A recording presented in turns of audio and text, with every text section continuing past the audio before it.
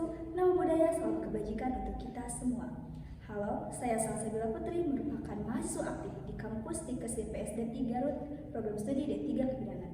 Di sini saya akan mengkritikal mengenai jurnal yang bertemakan pendidikan kewarganegaraan dalam membangun karakter siswa, yang disusun oleh Tony Nasution, SPDI, MPD, yang diterbitkan oleh UIN Sumatera Utara, Medan.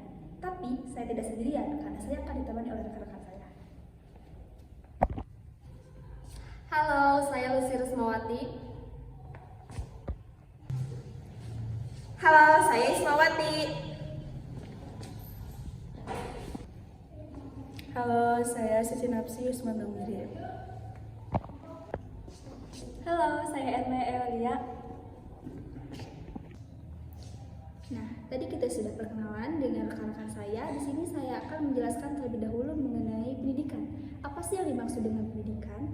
Menurut pasal 37 ayat 2 Undang-Undang Dasar Nomor 20 Tahun 2003 tentang Sistem Pendidikan Nasional disebutkan bahwa mata kuliah pendidikan kewarganegaraan adalah salah satu mata kuliah yang wajib diberikan pada mahasiswa. Bagaimana tidak? Karena pendidikan kewarganegaraan ini membantu mahasiswa dalam membentuk kepribadian, dalam mencintai tanah air, dan memahami mengenai hak asasi dan kewajibannya. Di pasal 1 ayat 1 Undang-Undang Nomor 2 Tahun 1989 Undang-Undang Pendidikan Nasional menegaskan bahwa pendidikan adalah usaha sadar untuk mempersiapkan peserta didik melalui kegiatan bimbingan, pengajaran atau latihan bagi pelaksanaan perannya di masa yang akan datang. Jurnal ini cukup menarik. Nah, bagaimana menurut rekan-rekan saya mengenai jurnal ini? Mari kita simak.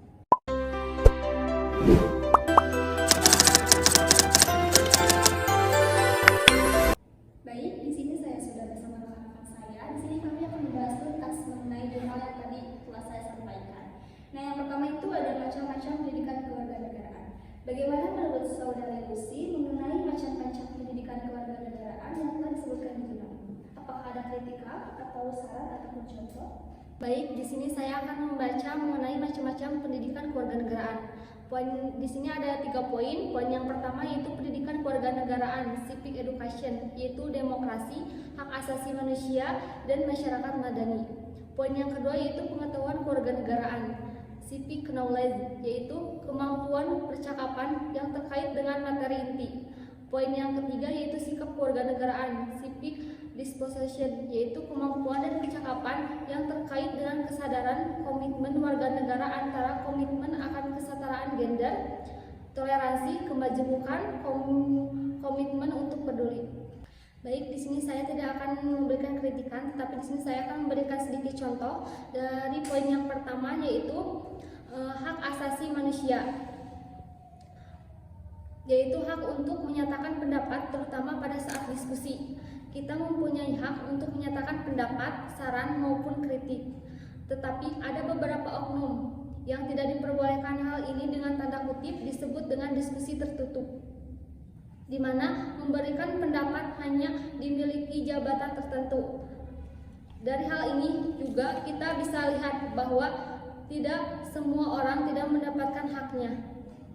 Lalu poin yang ketiga yaitu tentang komitmen akan kesetaraan gender. Nah, di sini banyak sekali di kalangan masyarakat bahwa laki-laki dituntut untuk mempunyai pendidikan yang tinggi, sedangkan wanita dituntut untuk berada di rumah saja. Padahal di sini wanita juga mempunyai hak untuk mendapatkan pendidikan yang tinggi dan setara dengan laki-laki. Baik, untuk apa yang tadi dijelaskan oleh Saudara Lucy mengenai macam-macam pendidikan kewarganegaraan, saya cukup setuju dengan contoh-contoh yang kalian berikan. Nah, lanjut ke materi yang kedua yaitu ruang lingkup pendidikan kewarganegaraan.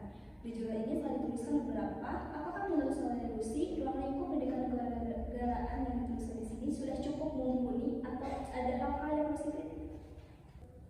Baik, mengenai ruang lingkup pendidikan kewarganegaraan ini sudah bagus karena memang pendidikan kewarganegaraan mencakup bangsa dan identitas nasional, Pancasila, negara, kewarganegaraan, konstitusi, good governance, pemerintah dan pemerintahan, hubungan antara sipil dan konstitusi dan militer, hubungan agama dan negara, masyarakat madani, demokrasi dan hak asasi manusia. Oke, tadi kita sudah mendengarkan mengenai contoh dan kritikal saran dari Saudara revolusi mengenai macam-macam dan ruang lingkup pendidikan kewarganegaraan. Langsung saja kita ke Saudari Ismawati mengenai tujuan pendidikan kewarganegaraan. Apa sih tujuan pendidikan kewarganegaraan menurut Ismawati, dan apa sih tanggapan Anda mengenai jurnal ini yang menuliskan mengenai tujuan pendidikan kewarganegaraan? Apakah ada contoh secara praktikal? Nah, untuk tujuannya di jurnal ini ada beberapa poin. Poin pertama, membentuk kecakapan partisipatif warga negara yang bermutu dan bertanggung jawab dalam kehidupan berbangsa dan bernegara. Poin kedua, menjadikan warga negara Indonesia yang cerdas, aktif, kritis, dan demokratis, namun tetap memiliki komitmen menjaga persatuan bangsa dan integritas bangsa. Poin ketiga, mengembangkan kultural demokrasi yang berkeadaban, yaitu kebebasan, persamaan, toleransi, dan tanggung jawab. Untuk itu, tujuan pendidikan kewarganegaraan pada dasarnya adalah menjadikan warga negara yang baik serta cerdas, bermartabat, dan aktif dalam kehidupan berbangsa dan bernegara. Baik, di sini saya akan mengkritik poin yang kedua. Menurut saya tidak semua warga negara Indonesia akan bersifat cerdas, aktif, kritis, dan demokrasi. Jika pembelajaran kewarganegaraan di Indonesia tidak maksimal, kita tahu dilansir di dataindonesia.id pada 31 Desember 2022, masyarakat jumlah penduduk Indonesia yang tidak sekolah ataupun belum sekolah mencapai 66,7 juta. Dan jumlah penduduk dari data tersebut kita bisa tahu bahwa tidak semua masyarakat Indonesia belajar mengenai kewarganegaraan. Jangankan yang tidak sekolah, yang sekolah pun masih banyak yang tidak menerapkan mengenai kewarganegaraan. Baik, Saudari Isma, saya sangat setuju mengenai kritikal Anda mengenai tidak semua yang belajar mengenai kewarganegaraan itu akan cerdas, karena jangankan yang tidak belajar, yang belajar saja belum tentu dia akan paham. Nah, menurut Saudari Isma, di sini kan ada misi-misi mengenai kewarganegaraan. Apakah misi-misi di sini sudah cukup mumpuni untuk dijadikan bahan acuan kita, atau ada tanggapan lainnya? Untuk visi misinya yaitu bertujuan untuk membantu siswa menetapkan kepribadiannya sebagai manusia seutuhnya dengan nilai intelektual, religius, berkeadaban, berkemanusiaan, cinta tanah air dan bangsanya. Untuk misinya, pendidikan ini adalah untuk membantu siswa mewujudkan nilai dasar Pancasila, rasa kebangsaan dan cinta tanah air, dan menguasai ilmu pengetahuan, teknologi dan seni dan dengan tanggung jawab dan moral. Untuk hal ini saya sangat setuju, karena jika siswa menetapkan kepribadiannya sebagai siswa yang berkewarganegaraan, akan tertanam dalam dirinya cinta tanah air dan bangsanya. Ada rasa kebanggaan dan bangsa pada tanah airnya. Jika siswa sudah memiliki rasa itu, maka nilai intelektual, religius, berkeadaban, berkemanusiaan akan tumbuh pada dirinya. Nah, jadi menurut pandangan saya, hal ini sudah jelas bahwasannya pendidikan ini sangat amat penting. Tugas kita selanjutnya menjaga, memelihara, memudayakan, dan mempertahankan kebutuhan NKRI. Oke, tadi kita sudah menjelaskan mengenai kritik, saran, dan contoh dari Ismawati mengenai visi-misi mengenai pendidikan kewarganegaraan. Langsung saja kita ke materi selanjutnya, yaitu mengenai peran pendidikan kewarganegaraan. Nah, di sini kan ditulis ya, apa sih yang dimaksud peran pendidikan kewarganegaraan? Gimana sih menurut Saudari Suci mengenai jurnal ini yang memaparkan mengenai peran pendidikan kewarganegaraan? Apakah ada setuju atau ada kritik atau saran? Contoh. Baik, sebelumnya saya akan mengutip dari jurnal ini bahwasannya peran pendidikan kewarganegaraan merupakan bagian-bagian dari kelompok mata kuliah pendidikan kepribadian. Maka jelas bagi kita bahwa mata kuliah ini memegang peran penting dan strategis dalam upaya pembentukan watak baik dan watak kepribadian. Begitu juga watak atau karakter kebangsaan para anak bangsa di negara ini. Dalam hal ini saya setuju bahwasannya peran pendidikan kewarganegaraan sebagai pendidikan pengembangan bagi pelajar agar mereka dapat paham mengenai hak dan kewajiban yang ada di negara ini. Selain itu juga, hal ini bisa menjadi pembuka bagi diri pelajar agar bisa menanamkan rasa cinta dan bangga terhadap bangsa Indonesia. Sebagaimana yang telah dikutip oleh Ismawati, bahwasannya peran pendidikan kewarganegaraan juga bisa membentuk watak dan kepribadian bagi diri seorang pelajar. Baik, berarti Saudari Suci setuju akan peran pendidikan kewarganegaraan yang dituliskan dalam jurnal ini. Baik, selanjutnya ada hakikat pendidikan untuk membangun karakter. Apakah Saudari Suci setuju apa yang dituliskan di sini mengenai membangun karakter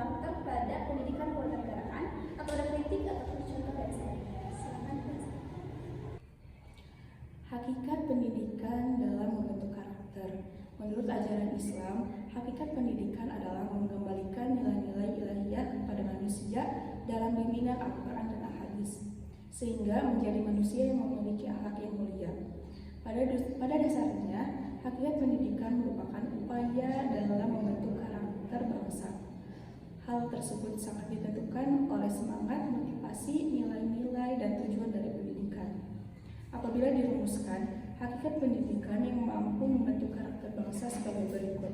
Yang pertama, pendidikan adalah giat dalam menerapkan prinsip-prinsip ilmu pengetahuan dan teknologi dalam pembentukan manusia seutuhnya. Yang kedua, pendidikan merupakan proses interaksi manusiawi dengan ditandai keseimbangan subjek didik dan kewibawaan pendidik. Yang ketiga, pendidikan pada prinsipnya mempunyai prinsip berlangsung seumur hidup. Yang keempat, pendidikan merupakan usaha menyiapkan subjek didik menghadapi lingkungan yang mengalami perubahan yang besar. Yang kelima, pendidikan meningkatkan kualitas kehidupan bagi diri sendiri dan masyarakat. Sementara orang Yunani memberikan pengertian hakikat pendidikan sebagai usaha membantu manusia menjadi seorang manusia. Adapun tujuan pendidikan sesungguhnya adalah memanusiakan manusia. Maksud dari memanusiakan manusia adalah menjadikan manusia menjadi manusia yang seutuhnya, yaitu memiliki kemampuan mengembangkan diri, berpengetahuan, dan cinta tanah air. Nah, dalam hakikat pendidikan untuk membangun karakter, saya kurang setuju dalam mengenai maksud memanusiakan manusia. Dalam poin yang ditulis memiliki kemampuan untuk mengendalikan diri, mempunyai pengetahuan, dan cinta tanah air. Karena sejatinya memanusiakan manusia tidak hanya mengenai 3 hal tersebut. Karena banyak orang yang berpengetahuan tetapi tidak bisa memanusiakan manusia.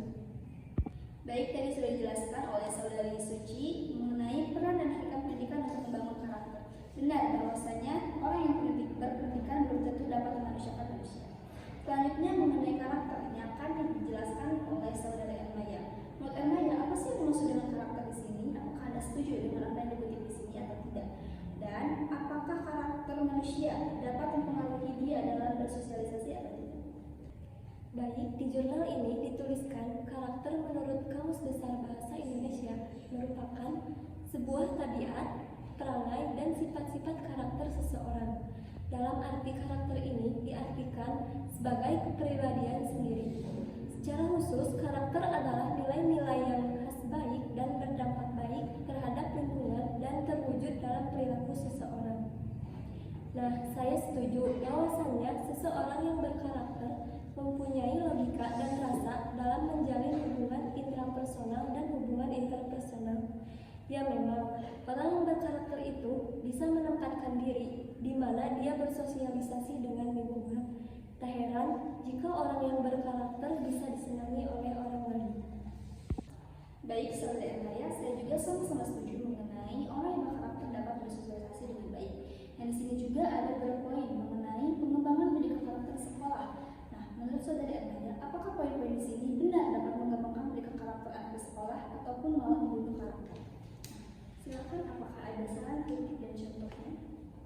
Untuk poin-poin yang ditulis di sini ada 19 poin dan saya akan mengkritik 3 poin. Di sini saya kurang setuju di mana poin yang kedua, yaitu membuat program penghargaan untuk mengapresiasi berbagai hal yang membanggakan selain prestasi akademis, olahraga, atau kesenian. Di mana hal-hal ini akan membunuh karakter karena tidak setiap orang memiliki sudut pandang yang sama. Mungkin untuk beberapa orang akan dijadikan sebagai bahan apresiasi dan tolak ukur untuk lebih berkembang. Tetapi untuk sebagian orang juga hal ini tidak berpengaruh pada dirinya, melainkan malah menjadi merendahkan diri sendiri karena merasa tidak berprestasi. Baik, kritik, saran, dan contoh telah disampaikan oleh rekan saya mengenai pendidikan kewarganegaraan dalam membangun karakter siswa. Di sini kami bukan ingin merendahkan orang lain ataupun merasa lebih benar karena mengkritik pendapat orang lain. Tapi di sini kami belajar untuk menyuarakan apa yang kami pikirkan. Ingat, mengkritik boleh asal ada fakta, data, dan adab. Ingat, mulutmu harimaumu, maka maka berkatlah dengan baik. Sekian dari saya. Wassalamualaikum warahmatullahi wabarakatuh.